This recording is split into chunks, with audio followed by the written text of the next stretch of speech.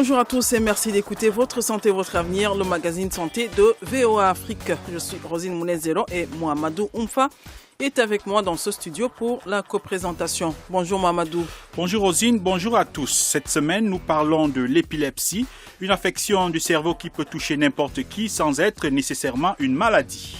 Tout être vivant doté d'un cerveau est capable de faire une crise d'épilepsie. On peut faire une crise d'épilepsie parce qu'on a eu un traumatisme du crâne, parce qu'on a été dans un environnement où le cerveau a souffert.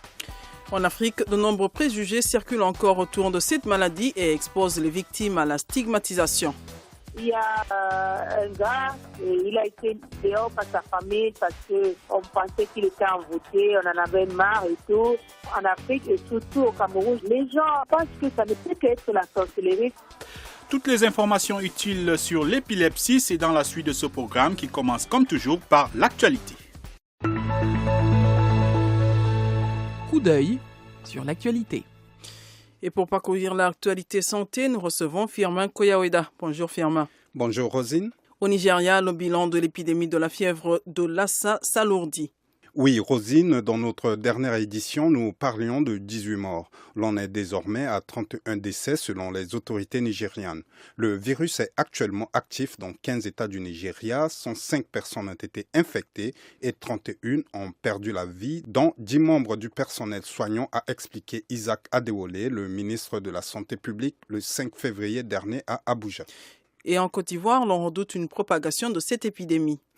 Tout à fait, les autorités ivoiriennes estiment que leur pays n'est pas à l'abri. Selon la ministre ivoirienne de la Santé et de l'Hygiène publique Raymonde Goudou Kofi, au regard de la situation qui prévaut dans les pays affectés et le flux de mouvement des populations entre les pays de la sous-région, toute personne qui ressent le symptôme d'une fièvre hémorragique doit se rendre immédiatement dans le centre de santé le plus proche. Alors Firmin, peux-tu nous rappeler ces symptômes ? Oui, Rosine, le communiqué du ministère ivoirien parle des signes suivants. Une forte fièvre suivie d'un malaise généralisé, de faiblesse et de douleurs musculaires. Selon les autorités, ces indications visent à garantir une surveillance efficace de la fièvre de Lassa en Côte d'Ivoire. Ce pays n'a enregistré aucun cas à ce jour.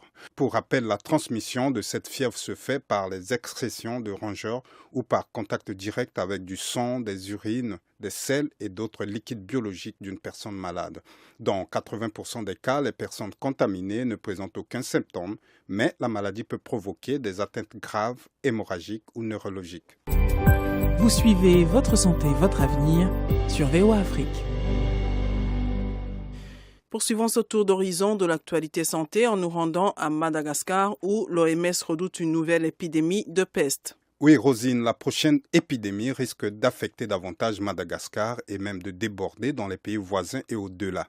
C'est ce qu'a déclaré le directeur général de l'OMS lors d'une conférence de presse le 7 février dernier à Genève. Tedros Adhanom s'était rendu sur place après la détection de la phase aiguë de l'épidémie pour rencontrer les autorités malgaches. Nous sommes d'accord pour dire que la prochaine transmission pourrait être de plus grande ampleur, a-t-il dit. Sait-on Firmin sur quoi se base le patron de l'OMS pour faire cette annonce ?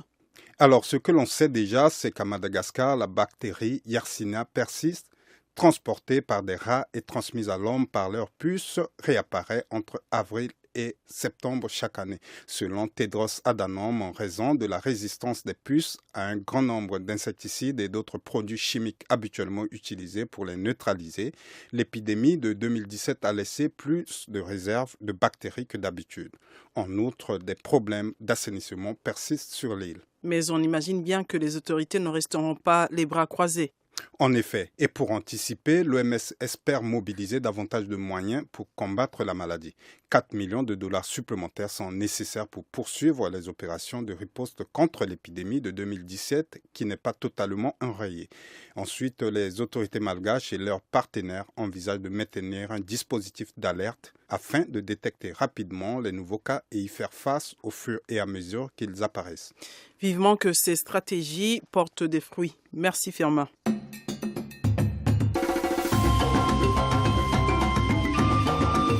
Votre santé, votre avenir, l'invité de la semaine.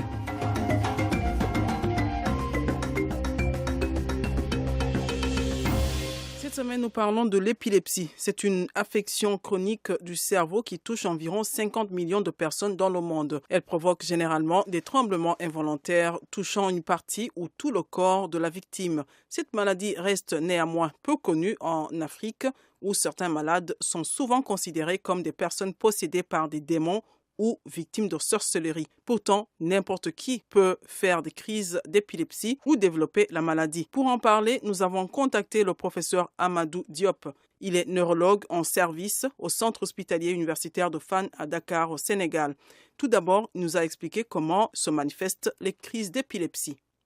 Si la partie du cerveau qui souffre va jusqu'à provoquer de l'épilepsie, son expression va se voir à ce niveau. Je donne un exemple. Si la partie qui commande le mouvement de la main droite est le siège de l'épilepsie, on va avoir des manifestations anormales au niveau de cette main droite. Alors, en matière de manifestation, celle qui est la plus connue, c'est la grande crise généralisée où on voit un individu qui brutalement tombe, perd conscience et on voit tout son corps se mettre à convulser, c'est-à-dire animé de secousses incontrôlables, involontaires. Ensuite, il va se réveiller au bout de 1 à 2 minutes sans pouvoir lui-même décrire ce qui vient d'arriver parce qu'il était dans un état d'inconscience. Il y a certaines personnes qui vont perdre involontairement leurs urines, d'autres peuvent se blesser, mais tout ceci d'une manière tout à fait involontaire de la part de l'individu. Ça, c'est important de le dire parce que toutes les crises ne sont pas forcément des crises d'épilepsie. Il y a d'autres crises d'origine psychologique chez des gens stressés ou ont certains problèmes psychologiques qui peuvent des fois ressembler un peu à de l'épilepsie, mais c'est pas la même chose. Alors, la deuxième forme et qui touche particulièrement les enfants, c'est ce qu'on appelle la crise d'épilepsie absence, où l'individu, notamment surtout les enfants, pendant quelques secondes est complètement absent, ne réagit plus, ne parle plus, ne bouge plus. Ça dure quelques secondes. Il y a beaucoup d'autres formes de crise d'épilepsie. Ça dépend de la zone du cerveau qui est en souffrance. Alors, professeur, est-ce qu'il y a une différence entre faire des crises d'épilepsie et être malade d'épilepsie? Tout être vivant, qu'il soit humain ou animal, doté d'un cerveau, est capable de faire une crise d'épilepsie. Quand on parle d'épilepsie maladie, c'est des personnes chez qui les crises d'épilepsie se répètent de manière imprévisible, n'importe où, n'importe quand, et avec au moins la survenue de 2 ou 3 crises dans leur vie. On peut, par une circonstance pathologique particulière, faire une fois une crise d'épilepsie dans sa vie parce qu'on a eu un traumatisme du crâne, parce qu'on a eu une fièvre très forte, parce qu'on a été dans un environnement où le cerveau a souffert par manque d'énergie ou d'oxygène. Et dans cette souffrance, le cerveau peut se manifester sous forme de crise d'épilepsie qui peut ne jamais plus se répéter dans la vie. Donc on peut tous, chacun et chacune d'entre nous, faire une fois une crise d'épilepsie dans des circonstances particulières. C'est pas une maladie, c'était le symptôme de quelque chose d'anormal en termes d'environnement cérébral. L'épilepsie maladie, c'est des personnes qui font des crises qui surviennent de manière répétée et c'est ça qu'on appelle la maladie épileptique qui nécessite un diagnostic précoce et un suivi régulier. Est-ce qu'on sait ce qui peut expliquer que certains soient épileptiques et pas d'autres? Quelles sont les causes, les facteurs de risque de cette maladie? On classe les facteurs ou les causes pouvant mener à de l'épilepsie en 2 groupes. Il y a un groupe qui est le plus fréquent, c'est des personnes dont le cerveau est entièrement normal, mais qui ont une certaine sensibilité de leurs cellules cérébrales qu'on appelle les neurones, qui sont des cellules communicantes qui fonctionnent avec des moyens électriques que ces cellules produisent et avec des moyens chimiques. Ces neurones peuvent être très sensibles à n'importe quoi et pour des raisons qui ne sont pas entièrement connues, peuvent parfois se regrouper dans leur souffrance et produire un excès d'électricité qui peut aller jusqu'à l'épilepsie. Mais je dis qu'on fait tous les bilans, scanner, IRM, examen de sang, tout est strictement normal.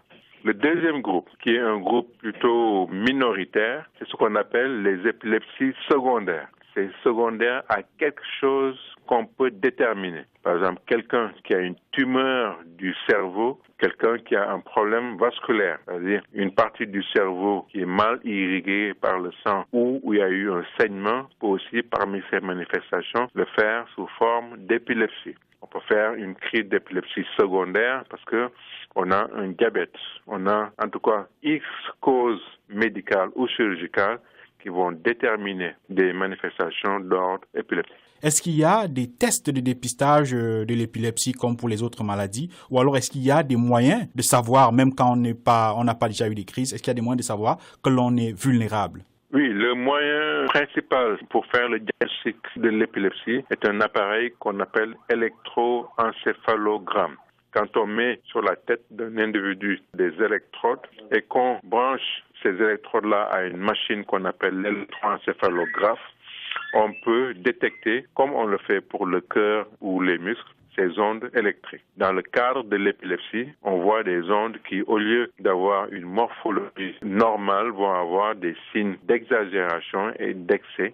Derrière ce premier moyen de diagnostic, il y a d'autres moyens qu'on utilise, les moyens d'imagerie, comme le scanner ou l'imagerie par résonance magnétique qu'on appelle IRM. Il y a aussi des moyens d'analyse de sang pour voir est-ce que dans le sang, il n'y a pas une infection ou un excès de sucre ou d'autres facteurs qui ont fait souffrir le cerveau. L'intérêt de ces deuxièmes groupes de moyens, c'est de déterminer une cause et de mettre en application des moyens soit médicamenteux ou chirurgicaux pour arrêter la cause de déclenchement des crises d'épilepsie. Comment venir en aide à quelqu'un qui a ces crises d'épilepsie lorsque ces crises surviennent? Il faut savoir que dès que la crise d'épilepsie se déclenche, il n'y a absolument aucun moyen dans les minutes qui suivent de l'arrêter, si ce n'est injection de médicaments qui peuvent calmer le cerveau et arrêter la crise. Il faut simplement éloigner du sujet tous les objets qui peuvent le blesser, parce que je vous ai dit, tout ce qu'il fait, il n'en est pas conscient. Il faut l'éloigner des sources de blessures. La deuxième chose à faire, c'est que rapidement, il faut le diriger vers les urgences médicales, parce qu'on a des médicaments qui permettent d'arrêter ces crises. Ce qu'on n'aime pas que les gens fassent, c'est d'essayer de bloquer ce corps qui convulse. Parce qu'en essayant de bloquer ce corps qui convulse, vous risquez même de provoquer une fracture tellement les secousses sont violentes. La deuxième chose, il ne faut surtout pas mettre vos doigts, votre main dans la bouche de cet individu. Si jamais votre doigt se trouve entre les dents, il peut vous mordre involontairement de manière gravissime. Donc, il faut laisser la crise passer, ça dure 1 à 2 minutes, et amener rapidement le sujet vers un centre de santé afin qu'on lui administre les médicaments qui vont prévenir une récidive de crise. Parce que si les crises se répètent les unes après les autres, il peut entrer dans un état neurologique beaucoup plus sévère, et ça peut mettre en jeu le pronostic vital ou fonctionnel de tels individus. Est-ce qu'il y a des signes qui annoncent l'arrivée prochaine d'une crise d'épilepsie? Est-ce que le patient peut ressentir que peut-être là, je suis en train de développer des manifestations prochaines d'une épilepsie? Certaines crises d'épilepsie, oui, d'autres, non. Non, c'est le cas des crises généralisées. Dans ces crises généralisées, il n'y a pas de signe d'avertissement. Ça vient brutalement, la crise se déroule et puis elle cesse seule. Il y a un autre groupe de crises d'épilepsie qu'on appelle les crises partielles. Alors ça, si ça touche une partie du cerveau qui gère telle fonction du corps et de l'organisme, si la crise démarre par cette région ou si la crise se limite à cette région et que le sujet ne perd pas conscience d'emblée, il peut voir, je vous donne un exemple, sa main gauche en train de trembler. Ensuite, le tremblement remonte à son avant-bras, remonte à son bras, à son épaule, fait trembler le visage, puis la jambe, etc., etc. En ce moment-là, tant que le sujet ne perd pas conscience, dans le cadre d'une crise partielle, l'individu peut décrire les signes de début d'une crise qui peut rester partielle pendant quelques minutes, quelques secondes, ou bien être partielle et dans un deuxième temps se généraliser. Mais dès que la crise devient généralisée, le sujet perd conscience. Est-ce qu'il y a des interdits pour les personnes qui souffrent généralement d'épilepsie? Par exemple, est-il interdit de faire du sport et autres? Est-ce qu'il y a des choses que les épileptiques ne doivent pas faire? ça dépend de la cause de l'épilepsie et de sa forme. Mais globalement, les conseils que nous donnons aux personnes dont le diagnostic d'épilepsie est confirmé, premier conseil, prendre son traitement quotidiennement à la dose prescrite. Deuxième conseil, c'est de s'organiser et veiller à avoir un bon sommeil de qualité, notamment nocturne. Parce que le cerveau d'une personne, même non épileptique, se repose principalement la nuit au cours du sommeil. En matière d'activité sportive, les sports qu'on évite de suggérer à une personne souffre d'épilepsie, c'est les sports où on monte, comme les escalades, où on descend, comme les descentes dans des cavernes ou la plongée sous-marine, par exemple. Mais les sports collectifs, les sports de manière générale où l'effort est progressif, maîtrisé, sont même bénéfiques. On recommande d'éviter les sports où on reçoit des coups, la boxe, le karaté ou des sports de combat, parce que on n'aimerait pas que ces petits traumatismes crâniens favorisent une exacerbation de la souffrance cérébrale sous-jacente. Sur le plan professionnel, il y a, selon les règlements de chaque pays, des professions pour lesquelles une personne souffrant d'épilepsie peut être considérée comme inapte. Un conducteur, moyen de transport en commun ou d'avion, des professions où on est confiné dans des atmosphères où l'oxygénation n'est pas bonne et qui peuvent provoquer aussi une souffrance du cerveau par manque d'oxygène ne sont pas très recommandées. Vous avez déjà formulé certaines recommandations. Est-ce qu'il y en a d'autres pour éviter des crises d'épilepsie ou alors d'éviter cette maladie tout simplement? Les mesures préventives sont d'abord le bon suivi des grossesses chez les femmes enceintes, parce qu'une grossesse pathologique provoque une souffrance chez le fœtus, et la souffrance du fœtus, si elle touche le cerveau, peut prédisposer un enfant à souffrir d'épilepsie. Deuxièmement, c'est de vacciner les enfants contre les maladies infectieuses, parce que toutes les maladies infectieuses, quand elles atteignent un certain stade de gravité, peuvent impacter sur le fonctionnement du cerveau et donner des crises d'épilepsie. Troisièmement, c'est les politiques de prévention des traumatismes, notamment par accident de la route, le port de casque chez les motocyclistes et enfin les mesures de prévention des accidents, parce que tout traumatisme dans lequel la tête est impliquée peut blesser le cerveau et prédisposer cet individu-là à des crises d'épilepsie. Quatrièmement, c'est de traiter et de diagnostiquer à temps les maladies comme l'hypertension, le diabète, les problèmes de reins, de foie et autres, qui, à un certain stade d'évolution, peuvent aussi provoquer une souffrance du système nerveux et engendrer dans leur manifestation tardive des crises d'épilepsie. Et enfin, cinquièmement, dans son entourage, quand on voit une personne qui a des périodes où elle perd connaissance, qu'elle convulse, qu'elles tombent et qu'elles font les manifestations dont nous avons parlé au cours de cette émission, c'est l'inviter à aller consulter le plus tôt possible en milieu médical, parce qu'on sait maintenant qu'une épilepsie diagnostiquée très tôt, mise très précocement sous traitement efficace, garde 80% de chances de voir les crises complètement s'arrêter et de voir la personne entièrement délivrée de son épilepsie, s'il s'agit, je le répète, d'une épilepsie primaire qui n'a pas une cause gravissime qui va relever d'autres attitudes thérapeutiques. Nous remercions le professeur Amadou Diop qui nous répondait depuis Dakar, au Sénégal. Quelqu'un l'a vécu? Voici son témoignage. L'épilepsie est une maladie qu'elle connaît bien. Elle, c'est Marie-Angèle Abanga. Cette Camerounaise a perdu son frère épileptique il y a quelques années. Marquée par cette disparition, elle a décidé de s'engager dans le combat contre cette maladie. Elle dirige aujourd'hui la fondation GBMEM qui lutte contre l'épilepsie. Depuis Yaoundé au Cameroun, elle nous a parlé de son association et de son combat. Notre fondation s'appelle GBMEM. Elle lutte contre l'épilepsie. GBM, c'est le nom de mon petit frère, Gabriel Debombe-Sembiao, et EM, c'est épilepsie et bien-être mental. Elle a été créée suite de son décès en août 2014. Et elle a été créée pour lutter effectivement contre l'épilepsie, pour sensibiliser les gens, pour amener le petit soin qu'on pouvait amener aux gens qui vivent avec l'épilepsie, surtout dans notre village qui se trouve à Fontaine, dans le sud-ouest du Cameroun. Parce que là-bas, il y a un taux vraiment élevé de l'épilepsie et les gens sont toujours dans le désarroi. Ils ne croient pas que c'est une maladie comme tout autre. Ils pensent que c'est la sorcellerie et tout.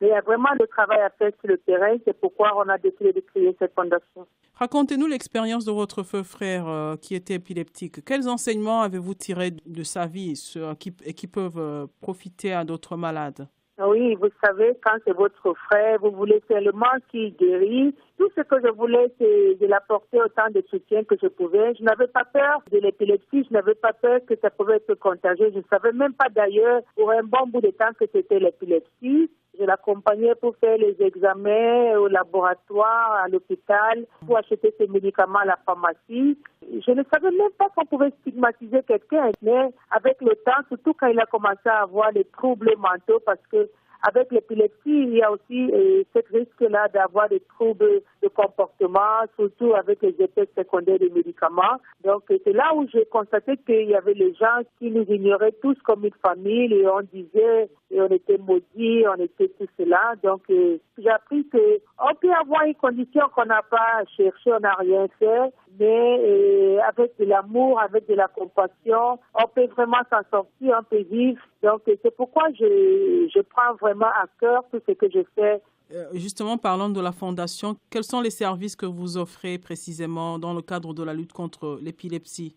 Oui, vous savez, d'abord en Afrique et surtout au Cameroun, je ne sais pas dans d'autres pays, les gens n'y croient pas. Les gens ont, je ne sais pas, cette mentalité. Ils pensent que ça ne peut qu'être la sorcellerie, ça ne peut qu'être l'envoûtement. Donc la sensibilisation avant tout, elle est très importante pour moi et comme moi, je n'ai pas peur de ce qu'on va dire. Je pars partout où je peux parler. Maintenant, dans mon village, là où il y a déjà les gens et on a déjà recensé au moins 500 personnes, on organise souvent les visites médicales, on rassemble les docteurs, on fait les campagnes de collecte de fonds et de médicaments sur le net. Et puis bon, on descend sur le terrain, les gens viennent à l'hôpital. Et puis bon, ils se font consulter et ils se mettent sur les médicaments. C'est vrai qu'il y a certains traitements. Ils disent que ça a des effets secondaires, surtout pour les étudiants. Ça les fait dormir beaucoup. Mais c'est cela qui est moins cher. Mais on n'arrive même pas vraiment à trouver autant. Donc voilà ce qu'on fait. On a aussi organisé une marche sportive. Parce que bon, on s'est dit que si on marche tous ensemble avec des t-shirts violets qui portent l'insigne de la fondation et tout, les gens seront curieux. Et oui, petit à petit, les gens y adhèrent. Bon, on n'a pas encore vraiment eu de financement, on n'a pas encore eu, je sais pas, donc voilà le peu qu'on peut faire. Oui. Oui. Vous disiez tout à l'heure que les personnes épileptiques peuvent être parfois stigmatisées. Avez-vous enregistré quelques cas dans votre fondation? Oui, il y a un gars. Il a été dehors par sa famille parce qu'on pensait qu'il était envoûté, on en avait marre et tout. Donc, il a fait un peu la rue au village, comme on marche là. Il a perdu toute estime de soi. Donc, on l'a un peu accompagné, on l'a aidé. Il a commencé encore à travailler dans le champ. Et puis, dernièrement, il s'est marié. Et sa femme a même mis au monde des jumeaux. Et il y a une autre fille, et elle s'est mariée et son mari a constaté qu'elle avait l'épilepsie et il lui a renvoyé ses parents. Et elle est même enceinte et on ne savait pas si elle pouvait avoir cet enfant. Et bon, on l'a accompagnée parce qu'on collecte aussi un peu le fonds dans la famille et on reverse à l'hôpital. On dit si quelqu'un vient avec l'épilepsie, ne renvoyez pas la personne et prenez l'argent dans ce fonds-là. Donc on a suivi cette fille et elle a accouché l'enfant. Et puis il y a cet autre cas de l'enfant, sa maman qui avait l'épilepsie. Et bon, elle ne pouvait pas s'occuper de son enfant parce qu'elle perd toujours des repères quand elle a une fille. Et il a tout le temps les crises parce qu'il n'y avait personne pour la suivre. Donc l'enfant était abandonné à lui-même. Il n'a pas appris à marcher, il n'a pas appris à parler. Et elle a laissé l'enfant avec sa maman, mais sa maman aussi, elle est vieille, elle est fatiguée. Et tout le monde l'abandonne au village parce qu'on dit que c'est elle qui a rendu malade sa fille. Et on a récupéré l'enfant, il s'appelle Gabriel. Et puis on l'a mené à l'hôpital et on a fait la physiothérapie. Et aujourd'hui, Gabriel, il ne marchait pas à 3 ans, maintenant il a 4 ans, il marche, il a commencé à parler. Donc moi, je pense que c'est ça qui nous touche vraiment au cœur. Et il s'appelle Gabriel, mon petit frère s'appelait Gabriel. Donc voilà les quelques cas. Vous savez, les gens ne viennent pas facilement comme ça, donc c'est déjà grande chose. Pourquoi, selon vous, la stigmatisation contre les malades de l'épilepsie?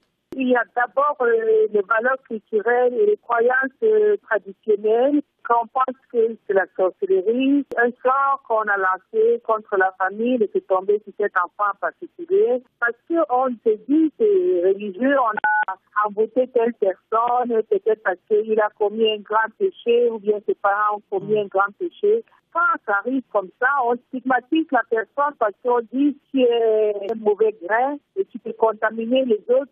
Qu'est-ce qu'il faut faire pour mieux aider les malades de l'épilepsie? D'abord, c'est de s'informer. Quand vous avez quelqu'un qui commence à avoir les crises, il ne faut pas courir chez le marabout et aller à l'église prier. Allez au centre de santé. Mais il faut aussi à l'école qu'on sensibilise les maîtres. Nous, on a écrit un petit livret et distribué dans les écoles pour sensibiliser les maîtres et ce qui est l'épilepsie. Comme ça, quand un enfant est crise à l'école, on commence pas à dire n'importe quoi, on commence pas à fuir parce qu'on pense qu'il va contaminer les autres enfants. Et puis, bien sûr, de continuer à montrer de l'amour à cette personne. Parce que vous imaginez, même si vous avez le cancer, si on vous abandonne à vous-même, vous pouvez mourir plus vite. Nous remercions Marie-Angèle Abanga pour son témoignage. Questions et commentaires, c'est maintenant. Chers auditeurs, un expert vous répond.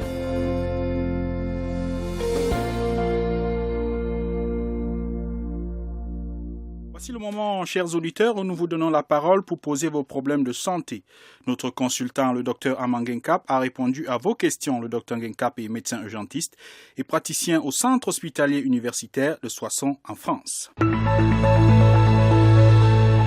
Ma question est de savoir, la guérison dépend-elle seulement des médicaments ou elle dépend aussi de l'état psychique de la personne ou de la psychologie de la personne, du fait que la personne a le médicament et il se dit que si je prends ce médicament, je serai guéri, ou c'est juste le fait de prendre des comprimés qui assurent la guérison? Ce que je peux répondre à cet auditeur, c'est que dans le processus de guérison, la prédisposition psychologique de la personne à accepter son traitement, désir de la personne à guérir a une importance capitale, car on peut être guéri juste par la seule conviction de se sentir guéri. C'est d'ailleurs un effet qui porte le nom de effet placebo, qui est bien connu de la médecine. Placebo étant cette substance pharmacologiquement inactive qui est délivrée dans le cadre d'un essai clinique afin d'apprécier l'efficacité, par exemple, d'un médicament. On constate qu'environ 40% des personnes vont connaître une guérison rapide alors que ces personnes ont eu ce placebo, à savoir cette substance qui, logiquement, n'a aucun effet pharmacologique. Mais paradoxalement, les médecins vont constater rapidement une guérison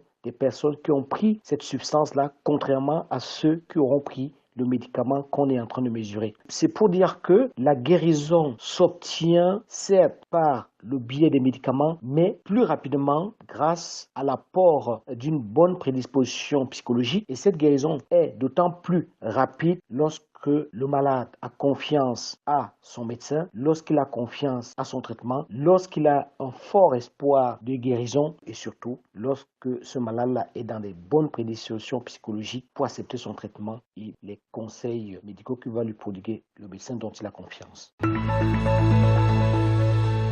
Vous aimez notre émission Santé? Vous souhaitez y contribuer? Rejoignez la communauté WhatsApp du programme en envoyant un message au 001 240 466 88 62. 001 240 466 88 62.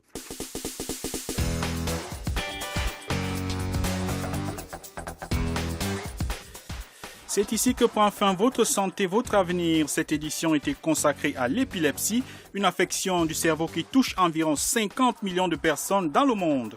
Pour en parler, nous avons reçu comme invité le professeur Amadou Diop, neurologue en service au Centre hospitalier universitaire de Fann à Dakar au Sénégal. Il nous a parlé des causes, des manifestations et des moyens de faire face à la maladie. Nous avons également écouté le témoignage de Marie-Angèle Abanga, directrice de la fondation GBMEM qui lutte contre l'épilepsie au Cameroun. Elle nous a parlé de son combat qui a débuté après le décès de son frère, victime d'épilepsie. Nous leur disons merci. Merci également à Firmin Koyaweda qui était avec nous pour vous présenter les événements qui font l'actualité santé. Une édition réalisée avec le concours de Tchèque Thiero et Karl Starin qui était à la console. À la présentation, vous étiez avec Rosine Mounezero et j'étais en compagnie de Mouamadou Oumfa. Continuez à écouter VOA Afrique et n'oubliez surtout pas de prendre soin de votre santé, car votre santé, c'est votre avenir. À très bientôt.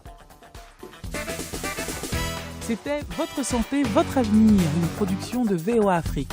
Pour vos commentaires, vos questions ou vos témoignages, retrouvez-nous sur voaafrique.com ou sur notre page Facebook VOA Afrique.